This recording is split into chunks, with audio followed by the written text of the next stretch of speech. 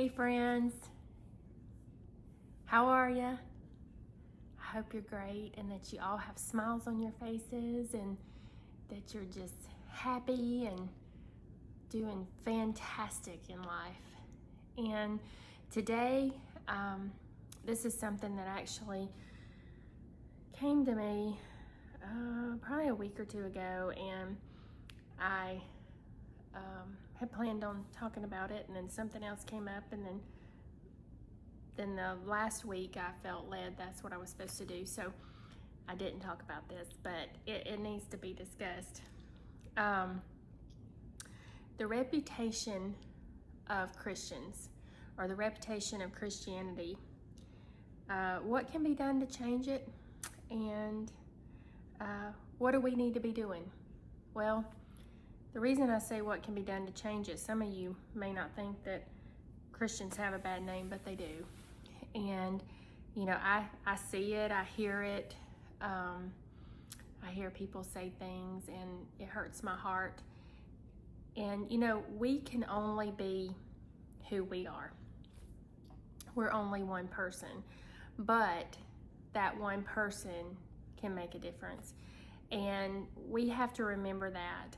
You know, so many times I don't tell people necessarily that I'm a Christian. I'll say I'm a born-again child of God, a born-again believer and follower of the one true living King. You know, I have different things I say. I used to say I'm a Christian. I profess Christianity. I still would say that, but it's gotten such a bad name, I guess, over the years that I still want someone to listen to me, and so I guess that's why I choose to say things differently, which nothing's wrong with that. But you know, I know that no matter what we do in this life and for however long we do it, I mean, there will always be an attack on Christians and on Christianity, and I mean, because Satan is always working to destroy. He is out to steal, kill, and destroy. So we have to counter that. And you know, I know people that profess to be Christians that are ugly, that are hateful, that are rude. They may even behave that way in church or at, quote, Christian events. I know people who are not Christians or don't profess Christianity that are kind, that are nice, that are good to others. I know people who do profess Christianity that are kind to others, that are nice, that are striving to live like Jesus. And so no matter what we're doing, where we are, what we profess, who we're around, there are going to be those that hurt the name of a specific group, or there are going to be those that lift it up. And you know, it doesn't even matter if it's a group of women that are doing something. You know, they can do something wrong and maybe all women get a bad name. Or this guy does something wrong and he works for such and such company and everybody goes, oh, that's a bad company. That guy did this, that's a bad company. You know, so even though you don't want to be fake or pretend or whatever, you still need to pay attention to your character and your witness and who you are. And so when you go somewhere, whether it's the grocery store or church or work or school or wherever you go, if someone sees you or runs into you or has a conversation with you, are they seeing Jesus in you? Are they feeling the Holy Spirit when they speak to you? Are they seeing a smile and joy in you when you meet them in the hall or in the aisle or wherever?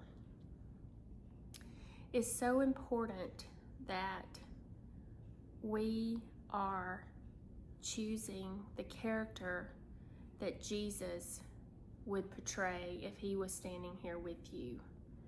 The character that he had when he was in flesh before he died on the cross, when he was out with his disciples and witnessing and loving others and helping others. Now, you know, he says in his word over and over again to love one another, be kind, put others first. I mean, there's so many scriptures that pertain to that. And when we are somewhere, let's say we're in the line at the grocery store, and we have a hateful attitude, or we're rude, or huffing and puffing, or whatever you're doing, and somebody goes, oh, look, he's got on a Jesus shirt, or, you know, he's advertising his church, or I saw him in church Sunday. Okay, well, there's an example of being a stumbling block, or them thinking, you know, if that's how those people are, I don't want a part of it. And you know, I know you've all heard that before, and you're, oh yeah, whatever. But we really need to focus on this. It's really a serious thing. You know, we need to make a point to be better about that. No, every day's not roses and rainbows and happiness and joy and all those good things. But even when you don't feel like it, even when you're mad because somebody cut you off in traffic or whatever, when you step out of that car, or, you know, you're back in front of people again, or interacting, remember who you belong to. Remember the example that you are leading and trying to set. Remember that people are watching you. And I'm not saying that you're having to be concerned about what they really think about you. I'm not saying that. I'm saying if we are professing to be followers of Jesus Christ, and we are striving to be in his will and live like he wants us to live, as an example of him, in order to plant seeds and lead others to him, then we need to behave like we belong to him. We need to have that character of being a follower of Jesus and an example of him. We will never be perfect. We are not sinless, but we need to do better at living and behaving like Jesus and following his word and guidance. You know, I know a gentleman that used to participate in a church I know, and seemed active and, you know, gave God credit for things in his life. And now he is complete opposite, and I see him being very negative. He is very much in darkness, and he doesn't even want to talk about the Lord or about prayer or anything. And I think, what in the world happened in his life for him to have such a huge turnaround in the wrong direction? So I just keep planting seeds. I don't see him very often. I don't hear from him very often. I am probably 99.9% sure he's never watched one of my podcasts. But I continue to pray for him, and I continue to plant seeds when I can, because there is something that happened in his life.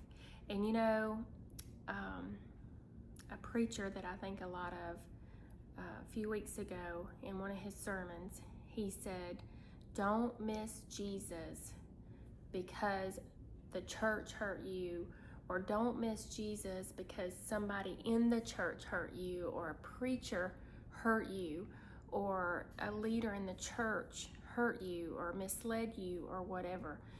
Don't miss out on Jesus. And that is something that stuck with me, because I'm like, how many people do we know? I've heard so many through my life that I remember them saying comments like this one: I used to go to church, and then they hurt us, and I'm never going back again. I heard that from a couple years ago when I lived in Washington. And I was not mature enough to know how to handle that then. And now it hurts my heart, and I think, oh my gosh, I wish I'd said more than, well, you can't just let that one church hurt you. I didn't know what to say at the time. But there are a lot of churches out there, a lot, like on every corner. And they're not all bad. Are they perfect? No, not a one of them's perfect. But it's a start, but you need to remember something. You can't judge how you're going to behave based on how someone else is. We are the ones that have to change people's minds and their impressions of what a Christian is. And if every one of us that are listening to this, let's say 10 listen to this week, or maybe 40 will listen this week, I don't know. But if we all start working to make that change, and to change people's impression of what a Christian is, what a born-again believer, child of God is, we can start changing that impression and that idea. Are we going to change it all? No, because Satan is going to work against us. But we need to be working on it. Why would you tell someone that you're a born-again believer, that you're a Christian, and then turn around and be hateful? Well, we all have sin, and anger is some of it that we deal with. But when you recognize it, you need to work on being better. We all do. Those are things with me too. Sometimes I don't feel good in the grocery store, but I try to make eye contact and speak to every person I see. Sometimes at church I don't want to talk to people, but I do, because it's important. And sometimes when I'm feeling that way, that I don't want to talk to anybody wherever I go or whatever I'm doing, it's funny how it helps me when I am reaching out to love on others. And I know I've said that before, but it's huge. It's such great therapy for your own self. It helps you when you're helping others. Guys, it works. So that was on my heart, and I needed to share it. I hope these are good and that they mean something to you. Sometimes people will reach out and let me know, and I'm so thankful, because I just keep praying about it, and it's like, okay, Lord, is this what you want me to still do? And I have a lot of other things going on that I'm adding in, just in the works. They're not quite here yet for me to share, but if you're a praying person, if you don't mind, pray for me, because I want to make sure I'm in the Lord's will, and that every piece and every part is from Him and what He wants me to do. And I'm praying for that wisdom and guidance with every part of it. And today, I said I would tell you something every podcast I do that I'm thankful for. And I have so many things, and I know I say that all the time too, but I do. I am so thankful for so many things. But today I am thankful for friends. You know, I have some really good friends that I love with all my heart, and they're living for Jesus, and they're working every day to be better. And I'm proud of them for that. And I'm proud of you for that too, because I bet all of you are those two. And, but I'm thankful for friendships, even if they're few.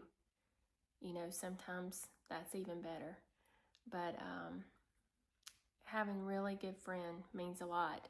And if you don't have one and you want one, pray and ask the Lord to lead you somebody. But you have to be willing to be a part of that too. You know, you can't just sit at home and wait on somebody to come walking in the door. You know, you have to get out and talk to people and love on people, and it'll happen.